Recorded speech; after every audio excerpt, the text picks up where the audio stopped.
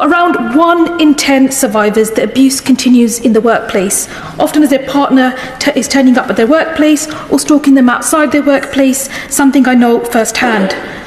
The statutory guidance on the Domestic Abuse Act 2021 reminds us how pivotal the role of an employer can be.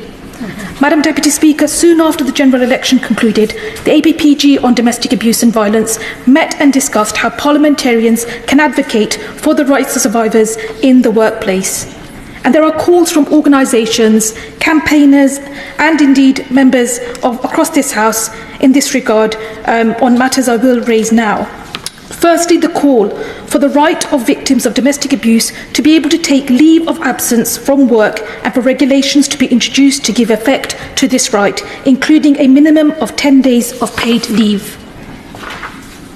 Survivors may need to take time off work. They may not be able to return to work immediately after escaping a perpetrator, for example, or they may need time to seek emergency health or housing needs, attend court, and so much more.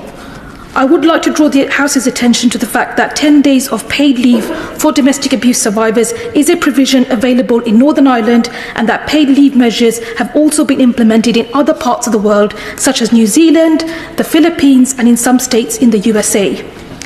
I do acknowledge that a handful of organisations in the UK do provide paid leave for domestic abuse survivors, but many of us believe that this should be accessible to all survivors, no matter who it is they work for.